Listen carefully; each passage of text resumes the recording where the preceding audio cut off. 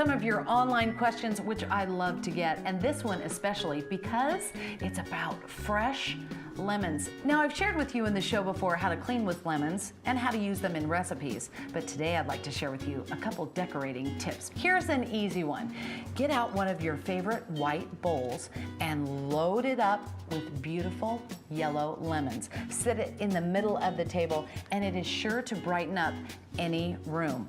Another really great idea is to take a clear or an old-fashioned jar glass, fill it with lemons, and then add your favorite greenery. You can add olive branches or bay leaf branches. You can even add herbs if you like. And lastly, let them stand on their own by putting them in a clear vase. I like to actually cut the top of one of mine so you not only see the beautiful lemon, but you can smell it throughout your house too.